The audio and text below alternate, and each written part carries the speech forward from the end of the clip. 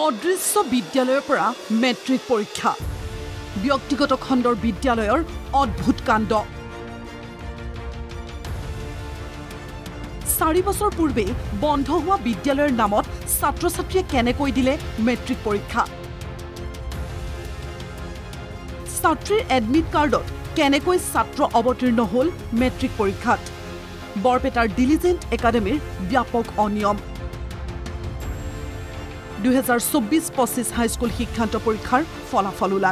ওলাল হাইস্কুল শিক্ষান্ত পৰীক্ষাৰ কম্পাৰ্টমেণ্টেল পৰীক্ষাৰ ফলাফল কিন্তু আজিও ফলাফলৰ বাবে উপেক্ষিত বৰপেটাৰ ডিলিজেন্ট একাডেমীৰ বহু শিক্ষাৰ্থী অভিভাৱক ইয়াৰ কাৰণ শুনিলে আচৰিত হ'ব আপুনিও ডিলিজেন্ট একাডেমীয়ে বন্ধ হোৱা বিদ্যালয়ৰ নামত শিক্ষাৰ্থীক দিছে ৰেজিষ্ট্ৰেচন কাৰ্ড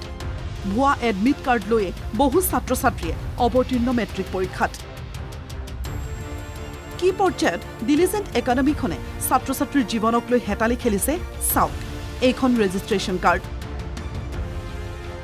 কাৰ্ডখনত থকা ছাত্ৰজনৰ নামৰ লগত মিল নাই ছাত্ৰজনৰ ফটোৰ কৰবাত ছাত্ৰীৰ নামৰ এডমিট কাৰ্ডত ছাত্ৰই অৱতীৰ্ণ হ'ল মেট্ৰিক পৰীক্ষা এডমিটত কি নাম আছিল দেজি দাস আছিল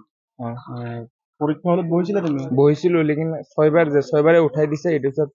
কই দিয়া তুমি কিয় পৰীক্ষা দিছা ছোৱালী এডমিটত কোন পৰীক্ষা কেন্দ্ৰত দিছিল চেঙা হাই সেকেন্ডাৰী কোনে উঠাইছিল এক্সটাৰ্নালি কি কৰে কই কি তুমি ছোৱালী এডমিটত কিয় পৰীক্ষা দিছা লৰা হৈ কিনে মই কৈছো আব্দুল ৰূপক খুদক ই মানে ডিলিজেন্ট অনাৰ হয় এখন আপুনি মানে খুদক মানে ইয়াক আব্দুল ৰূপক মানে ফোন মাৰছে ফোন মাৰাৰ পিছত মানে খুদছে এটো বহিব দিছে বৰ্তমান ৰিজাল্ট অহা না উঠেল মাৰি আছে ফাৰ্ষ্ট টাইম যেতিয়া লগইন কৰিছো তেতিয়া এবাৰ ৰিজাল্ট আহিছিল এটো তাৰ উঠেল মাৰি দিছে ভুল নথিপত্ৰৰ পৰীক্ষাত বহিল 9 ছাত্ৰ-ছাত্ৰী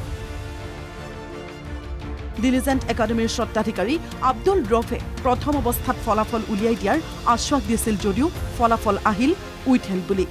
আজিলৈ ফলাফলৰ অপেক্ষাত এইসকল ছাত্ৰ-ছাত্ৰী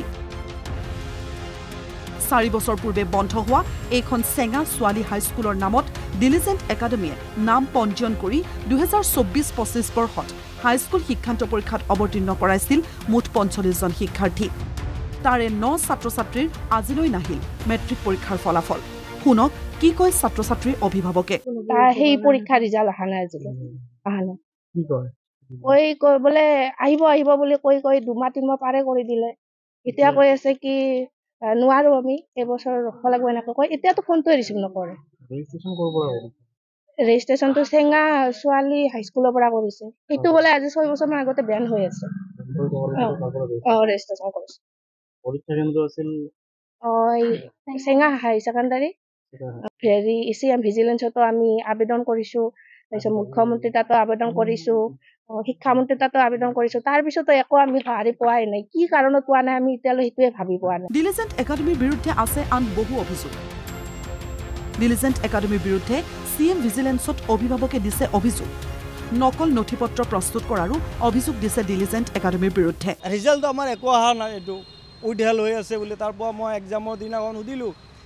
ফোন কৰিলো ফোন কৰোঁতে ছাৰে ফোনটো ৰিচিভ কৰা নাই তেখেতৰ মেছেজক ফোন কৰিলো মেম এটা কথা হ'ল তো আমি ৰিজাল্টটো একো পোৱা নাই আমিতো অনলাইনত চোৱাতে একো দেখা নাই এইটো ৰেজিষ্ট্ৰেশ্যন নাই বুলি দেখাই আছে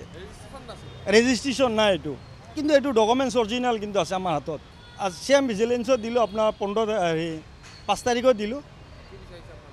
এতিয়া চাক আমাৰ লগত নেই লাগে উপায়ন্তৰ হৈ বহু অভিভাৱকে কাষ চাপিছে সিএম ভিজিলেন্সৰ শিক্ষামন্ত্ৰীলৈ লিখিত আবেদন দি উচিত তদন্তৰ দাবী কৰিছে অভিভাৱকসকলে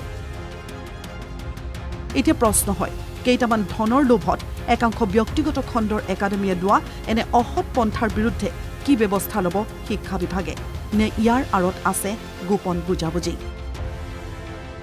ভিডিঅ' জাৰ্নেলিষ্ট দীপাংকৰ শৰ্মাৰ সহযোগত গুৱাহাটীৰ পৰা সুকল্যাণ ৰাজখোৱা আৰু চেঙাৰ পৰা দিলীপ দাসৰ ৰিপৰ্ট NKTV+।